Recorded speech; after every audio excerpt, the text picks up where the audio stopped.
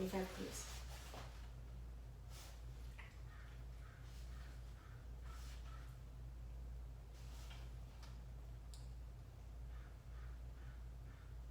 Hi everyone, welcome to Shaping Memories and welcome to a game we called Who Am I?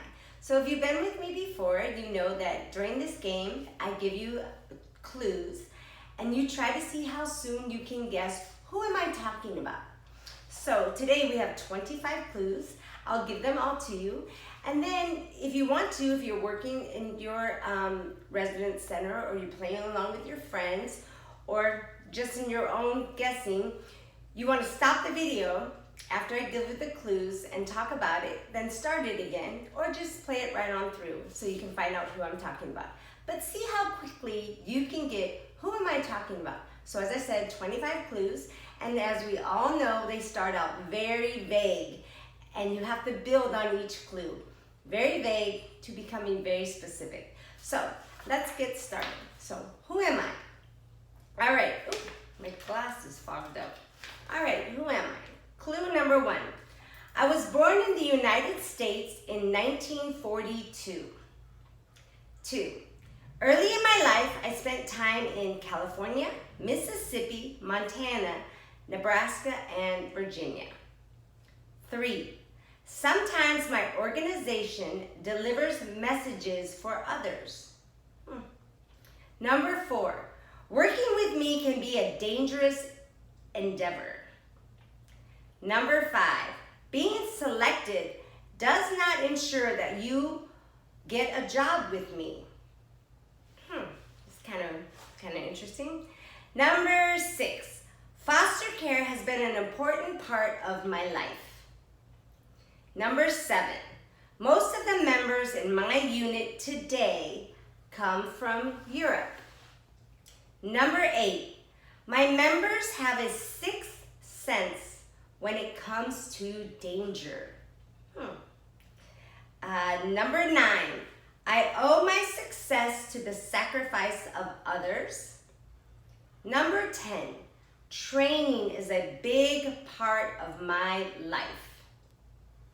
Number 11, in my ranks, many are welcome, but only a few become top performers. Are you starting to figure it out? I wouldn't have yet. All right, number 12. I have spent some time in Asia and the Middle East. Number 13. I have a Hollywood connection. Number 14. My members have to leave home in order to serve. Who am I talking about? Number 15. One of my members, Chips, saved many lives. Number 16. There tends to be a lot of rules and regulations in my organization. Number 17. Within my ranks, the members are loyal to just one person in the world. It's getting more specific.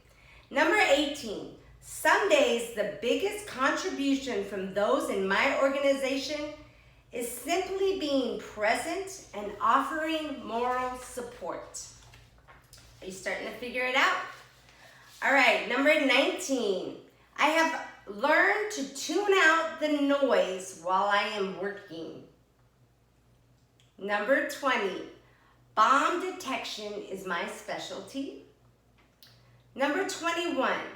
What occurred at Pearl Harbor was a call to action. 22. My members outrank their handlers. Number 23.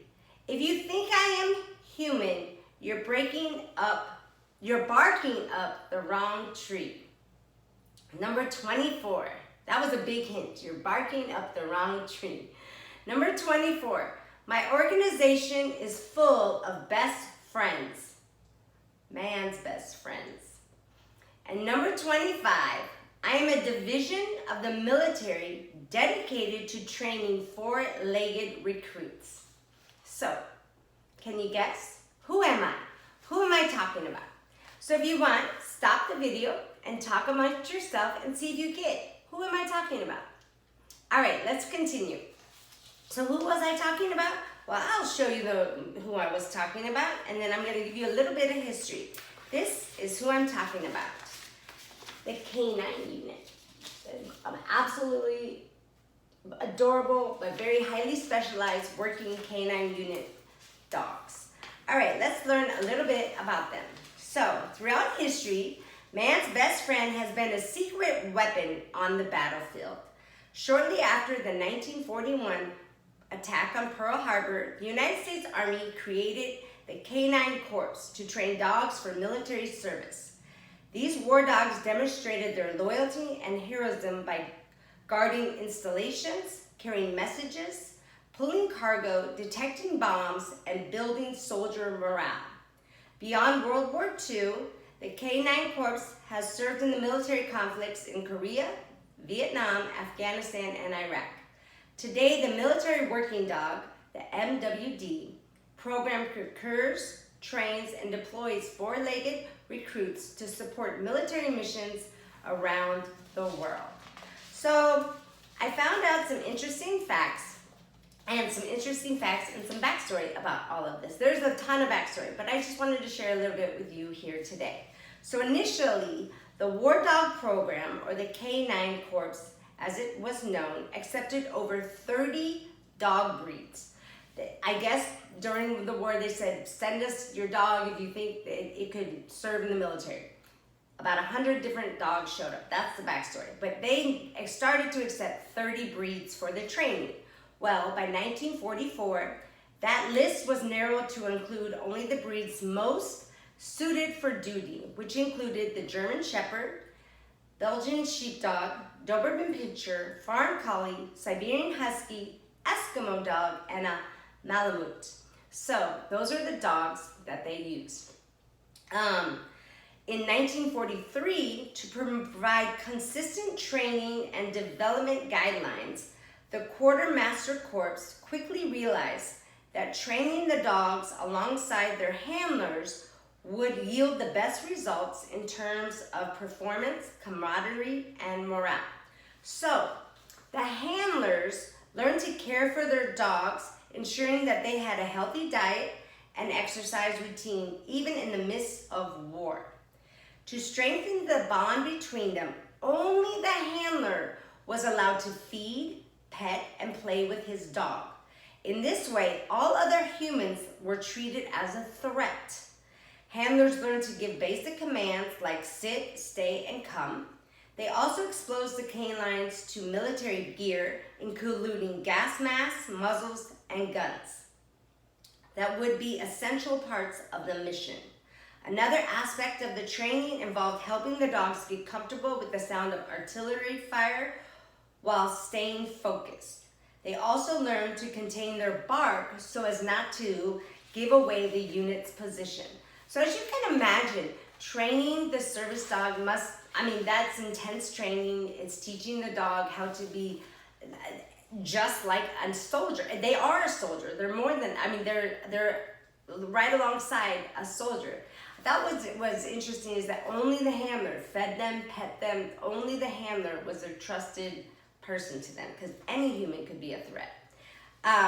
So in this specialized program, there are 4 training programs. So the dog goes into one type of training. So there's 4 different types, which I found interesting. There's the sentry dog, and their job was to alert when they detected the presence of strangers. There's a scout or patrol dog, monitoring for any enemy activity that could put the unit at risk. There's a messenger dog that candidates learn to facilitate communication between divisions by carrying messages across dangerous terrain. And there were mine dogs, who were trained to detect explosive devices and warn their handlers of the threat. So you can imagine that is quite a program. Then I found just a few, I think I have 3 little fun facts that were listed. A dog's sense of smell is about 100,000 times stronger than a human's, making it uniquely qualified for bomb detection without putting soldiers in harm. So, can you guess what distance a war dog can detect a bomb? Well, think about it. I don't know. What distance do you think? Well, the answer is 50 feet. So 50 feet away, they can detect a bomb. Another fun fact was, are military working dogs given a higher or lower rank than their handlers? Well, it's a higher rank. They have a higher rank than their handlers in the military. And then the last one, canines are extremely loyal to their handlers. They are. So World War II hero Chip is one of the dogs that I mentioned, Chips. He's a known, you can look up his whole history of Chip. Well, Chip, he nipped at President Dwight Eisenhower's hand when he tried to pet the war dog.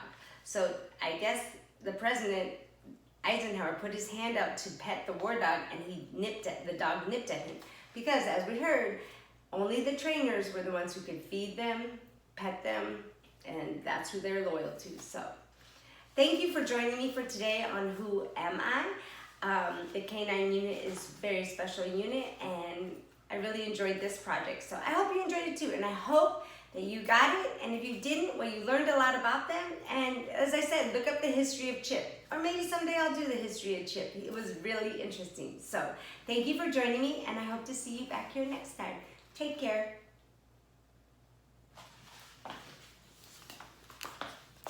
I hope the